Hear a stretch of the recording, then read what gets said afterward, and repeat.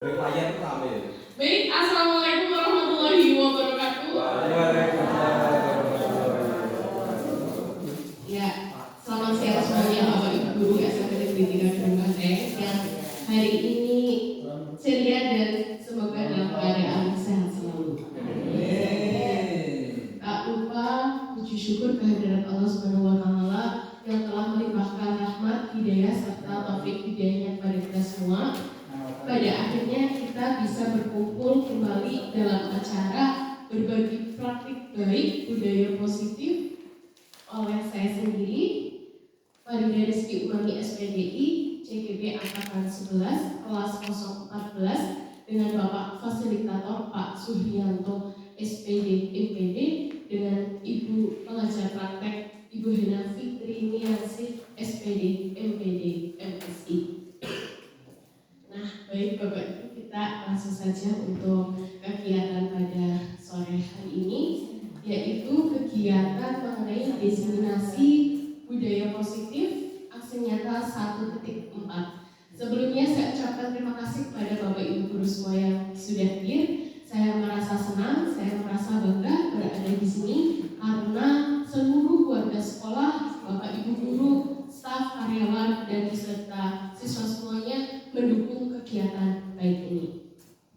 Nah, sebelum melanjut ke materi ini, Bapak Ibu, betul sekali di sini ada pertanyaan untuk SBK kita. Ya, kita jawab nih. Yang bisa jawab, yang bisa jawab luar biasa. Baik, ada beberapa binatangnya, Bapak Ibu tadi. Ada 5, Bu Sri menjawab ada 5. Yang lain? Saya kok lihatnya cuma 4. Oh, 4. Ini 2 coba nanti berapa ya kira-kira? Iya, 4. Ya, coba kita lihat jawabannya ya Bapak Ibu ada berapa? Ya, ternyata ada 13 Bapak Ibu. Ada banyak sekali, ada yang di depan itu bukan hanya belalai gajah, tapi di situ juga ada lumba-lumba, ada mata gajahnya, ada ikan, kemudian yang di bawah itu bukan hanya ada kucing, tapi ada tikus yang menyelip di dalamnya. Oh, makanya udah kelihatan. Gitu. Itu sebagai aspek siang hari ini ya, mudah-mudahan bisa menjadi semangat kita.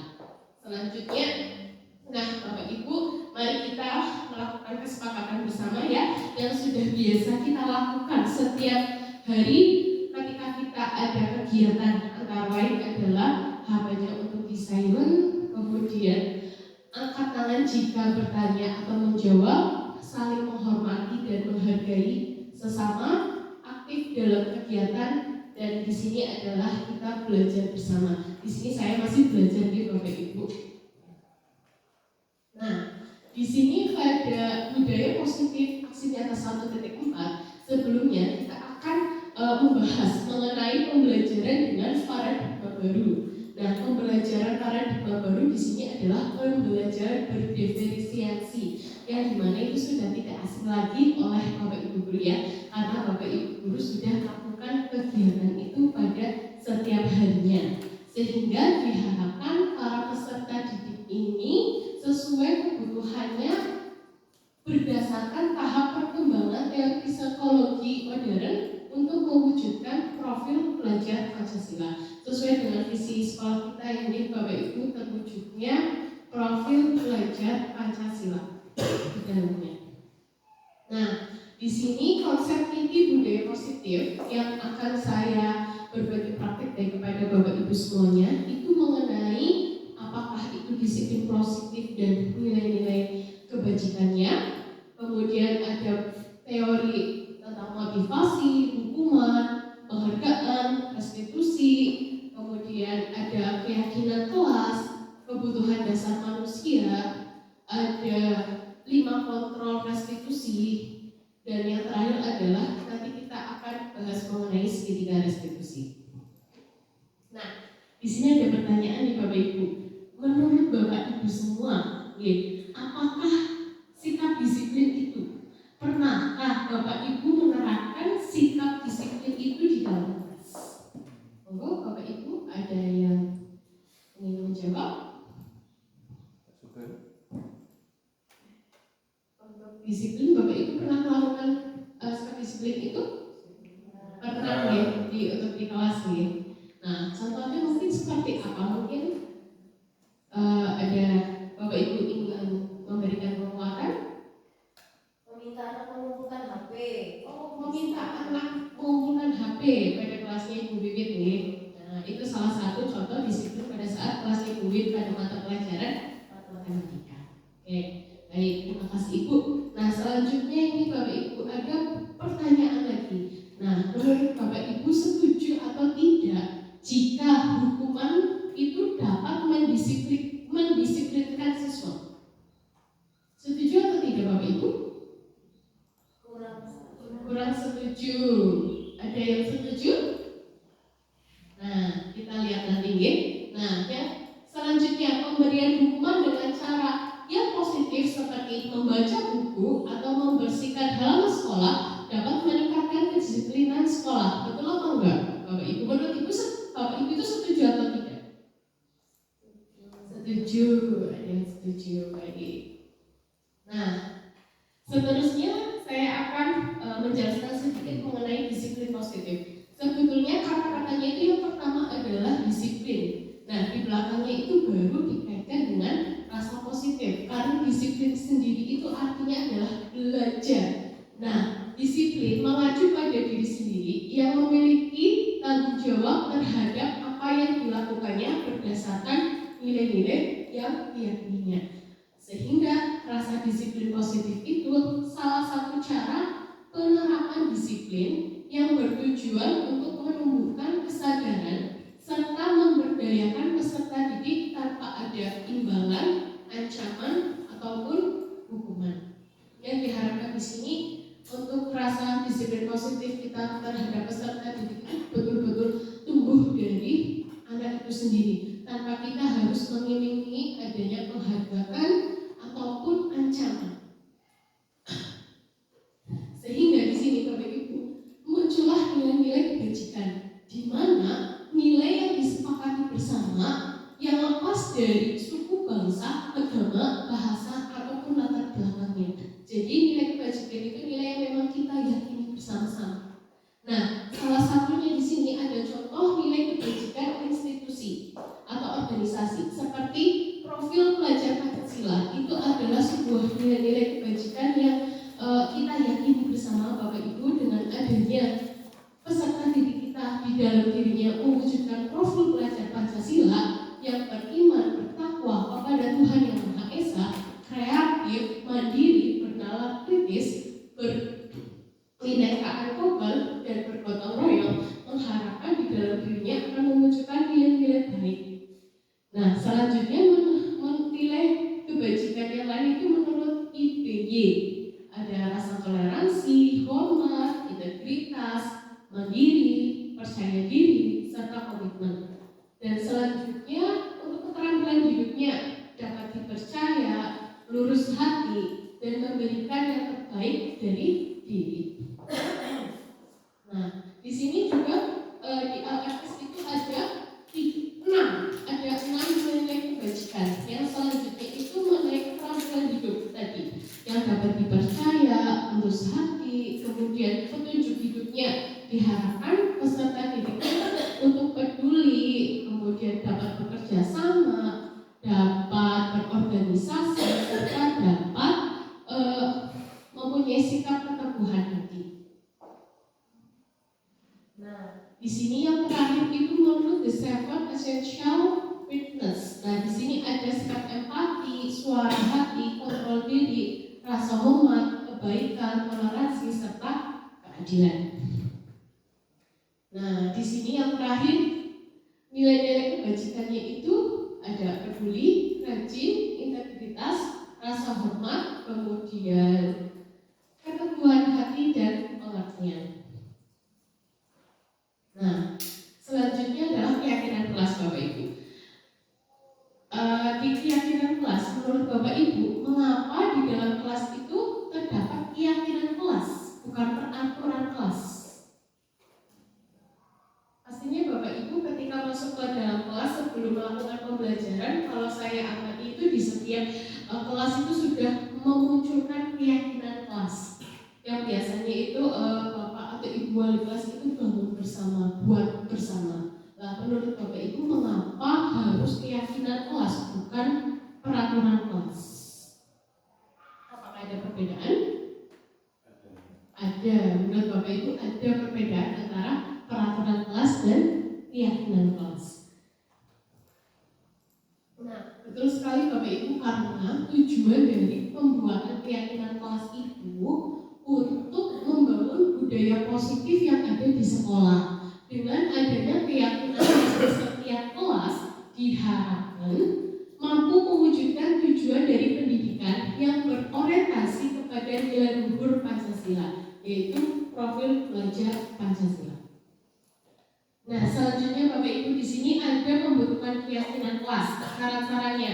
Nah, pembentukan keyakinan kelas itu bersifat abstrak, berupa pernyataan yang universal, biasanya menggunakan kata-kata positif, kemudian hanya sedikit kalimat saja sehingga mudah dikenal, kemudian disesuaikan dengan kondisi kelas, sekolah sehingga mudah diterapkan. Dan yang paling penting adalah seluruh warga sekolah meyakini bahwa itu adalah keyakinan yang ada dalam kelasnya. Nah, di sini langkah-langkah membuat keyakinan kelas Bapak Ibu. Yang pertama, meminta siswa untuk menulis keyakinan kelas. Kesepakatan kelas, apa sih yang harus kita yakini di dalam kelas? Kemudian membahas keyakinan kelas yang telah ditulis. Biasanya Bapak Ibu guru akan menuliskan keyakinan meminta anak-anak menuliskan keyakinan kelas itu di dalam sebuah kertas kecil, kemudian ditempel di papan tulis. Kemudian secara bersama-sama memilih keyakinan kelas untuk menjadi kesepakatan bersama. Dan selanjutnya mengubah keyakinan agar menjadi kalimat yang positif. Di sini contohnya mungkin ada anak yang menulis, jangan membuang sampah di dalam laci meja kelas. Nah, agar kata-katanya mudah diingat, mungkin jadi diubah menjaga kebersihan kelas. Hanya itu saja, tidak apa-apa. Kemudian ketika untuk memperjelas, menjaga kebersihan kelas dengan membuang sampah pada tempatnya. Nah, yang terakhir adalah melakukan kesepakatan keyakinan kelas. Setelah sudah tersusun menjadi beberapa poin-poin, kemudian disampaikan lagi kepada siswa dan diyakini bersama bahwa kesepakatan kelas itu akan kita laksanakan secara bersama-sama. Nah, di sini menurut Jim Gosen dalam bukunya Restructuring School Discipline menyatakan ada 3 motivasi perilaku yang ada pada manusia. Yang pertama, untuk menghindari ketidaknyamanan atau hukuman. Yang kedua, untuk mendapatkan imbalan atau penghargaan dari orang lain.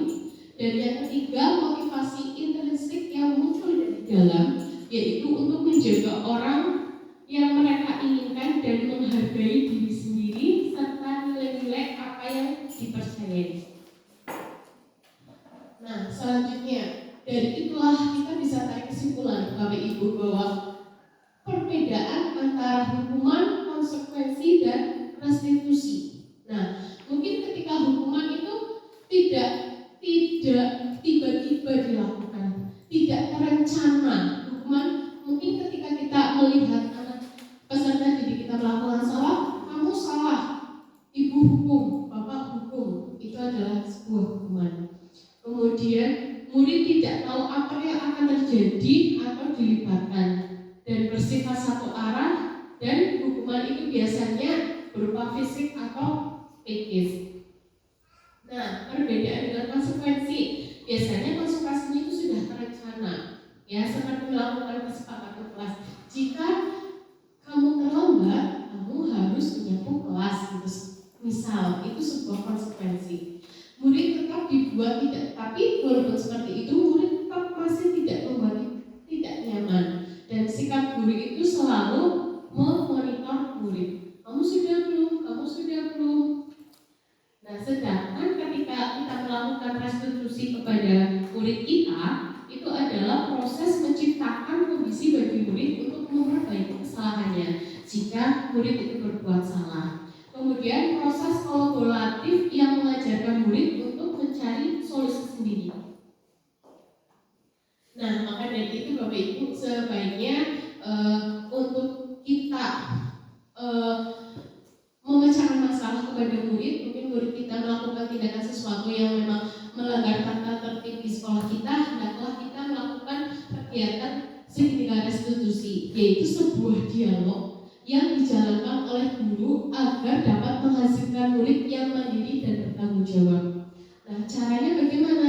Ada 3. Yang pertama itu menstabilkan identitas. Yang kedua adalah memvalidasi tindakan yang salah, dan yang ketiga menanyakan keyakinan. Nah, di sini maksud dari menstabilkan identitas. Menstabilkan identitas adalah berdasarkan prinsip membuat kesalahan adalah bagian proses pembelajaran. Jadi kalau bahasa saya itu ketika mungkin ada anak yang berbuat salah itu tidak langsung kamu salah, tapi kita melihat anak itu tetap dengan hal yang positif. Contohnya, nah kamu berbuat salah itu wajar. Tidak ada manusia yang sempurna. Dengan kata-kata seperti itu, Bapak atau Ibu juga pernah melakukan kesalahan itu, sehingga murid itu tidak merasa terintimidasi dengan kesalahannya secara langsung, tidak langsung menyakiti hati si murid itu. Nah, selanjutnya memvalidasi tindakan yang salah. Di sini prinsip perilaku yang berupa memenuhi suatu kebutuhan tertentu. Nah, setelah kita tahu anak itu berbuat salah, kita melakukan menstabilkan identitas, kita baru tanya, kamu pasti punya alasan mengapa kamu melakukan itu. Mungkin contohnya dengan anak-anak datang ke sekolah dengan terlambat. Kenapa kamu kok ke sekolah datangnya terlambat? Mungkin kata-katanya seperti itu. Padahal kamu bisa melakukannya yang lebih buruk dari ini ya. Patut kamu bangga karena telah melindungi sesuatu yang penting buat kamu. Mungkin itu contoh-contoh kalimatnya. Nah, setelah seperti itu kita tanyakan mengenai keyakinan. Sebelumnya kan tadi sudah membuat keyakinan kelasnya bersama-sama. Sudah tahu alasannya kenapa murid itu berbuat salah. Kemudian kita tanya, apa keyakinan kelas kita? Apakah kamu masih ingat? Kemudian ketika kamu merasa itu sebuah keyakinan kelas kita, kamu mau mengulanginya lagi apa enggak? Menurut kamu solusi yang terbaik untuk mengatasi permasalahan kamu itu seperti apa? Jadi di sini kita melakukan diskusi antara guru dan juga murid. Nah, di mana ketika kita melakukan seperti itu, terdapatlah 5 posisi kontrol guru. Apakah sebagai penghukum, pembuat merasa bersalah, teman, pemantau, atau sebagai manajer. Nah, di sini ada contoh kasus. Misal, ada siswa tidak memakai atribut lengkap saat upacara bendera. Nah, mungkin awalnya siapa yang tidak melaksanakan upacara memakai atribut bendera, memakai atribut lengkap saat upacara bendera, silakan maju ke depan. Nah, kayak gitu. Di sini kalau menurut segitiga restitusi itu hormat kepada bendera selama 1 jam. Nah, langsung ditunjuk anaknya, kamu kan bersalah tidak memakai atribut yang lengkap, silakan hormat kepada bendera. Itu adalah sebagai penghukum. Kemudian beberapa kali ibu atau bapak harus memberitahu kamu mengecewakan bapak ibu. Nah, kita menyalahkan langsung anak itu. Nah, itu adalah sebagai membuat rasa bersalah. Kemudian jika sebagai teman, ayo dong kita ikuti aturan sekolah, tolong bantu bapak ibu sekali ini. Tidak apa-apa kamu berbuat salah hari ini, tidak memakai atribut sekolah dengan lengkap. Besok jangan seperti ini lagi ya. Jika 5 kontrol itu sebagai teman. Kemudian sebagai pemantau itu kamu sudah melanggar peraturan sekolah, kamu tahu konsekuensinya. Setelah upacara kamu beli atribut yang mau operasi dan jangan diulangi lagi. Itu biasanya dipanggil dulu anaknya. Nah, yang terakhir adalah sebagai manajer. Apakah kamu tahu kesalahanmu? Kira-kira bagaimana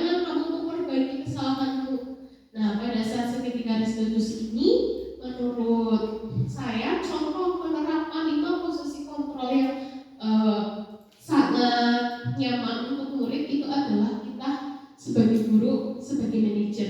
Karena kita tanya kepada anak, apakah kamu tahu kesalahanmu hari ini? Kira-kira menurut kamu hal apa yang akan kamu perbaiki ketika kamu tidak melakukan atribut, tidak memakai atribut lengkap pada saat acara.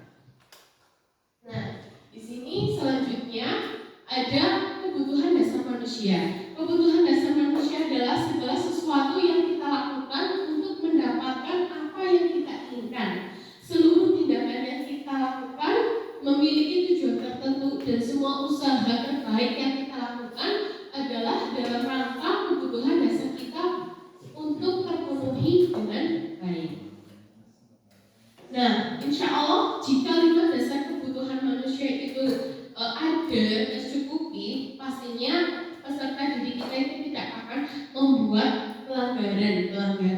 Contohnya satu, bertahan hidup, makan, pakaian, punya makan, berpakaian, ada tempat tinggal, merasa dirinya aman, dan juga kesehatan. Yang kedua itu kasih sayang dan rasa diterima. Peserta didik selalu semangat bersekolah jika kita semua menyayanginya, merasa diterima oleh muridnya, merasa disayanginya oleh teman-temannya, dipedulikan, diajak kerjasama dalam kelompok, kemudian bisa berbagi seperti itu. Kemudian penguasaan harga diri, keinginan untuk dianggap, berprestasi serta diakui. Dan terakhir, kebebasan, ada mandiri, memiliki pilihan, mencoba hal baru, kemudian mampu mengendalikan arah dirinya, dan 5 kebutuhan dasar manusia yang terakhir yaitu adalah kesenangan, bermain humor, antusias, dan tertawa.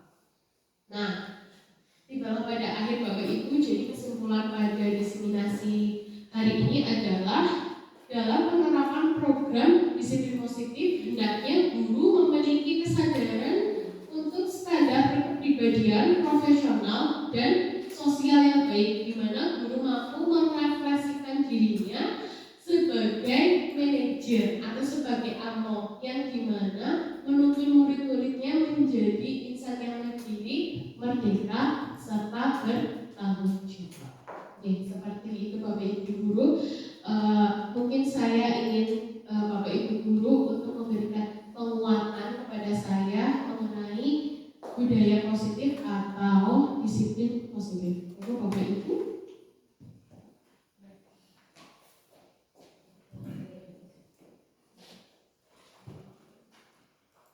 Baik Bu Farida, terima kasih paparan yang sangat luar biasa mengenai budaya positif, dan betul sekali bahwa posisi kita sebagai guru itu adalah seharusnya bukan sebagai pemberi hukuman atau bukan sebagai pembuat rasa bersalah. Bu Farida, kita sebagai guru menyadari bahwa sebisa mungkin kita menempatkan posisi kita sebagai manajer, ya Pak ya. Jadi ini sebagai self reminder kita juga sebagai guru bahwa jangan sampai anak itu merasa bahwa dia itu bersalah, jangan sampai merasa bahwa anak itu merasa dia berdosa, tapi kita harus bisa merangkul dia, kita harus bisa merubah dia dengan cara-cara yang halus. Karena apa? Karena ada 5 kebutuhan dasar manusia yang harus kita penuhi terhadap murid kita. Seperti itu aja, terima kasih. Saya rasa juga Bapak Ibu guru di sini sudah melaksanakan kegiatan tersebut. Mungkin ada satu lagi Bapak Ibu yang ingin memberikan penguatan. Betul mau bertanya, saya silahkan satu pertanyaan Bu. Terima kasih kepada Mbak Farida. Tadi ada kesepakatan di kelas, terus jika ada yang melanggar, tadi solusinya kita tidak boleh menghakimi siswa, tapi dengan menggunakan cara segitiga restitusi tadi. Yang saya tanyakan Mbak, ketika siswa itu menuliskan keyakinannya sudah ditempel begitu ya, tapi dia sendiri yang melanggar, itu bagaimana? Yang kedua, apakah ada dampak yang positif dengan kegiatan tadi menuliskan keyakinan? Ada efeknya tidak dengan akademik?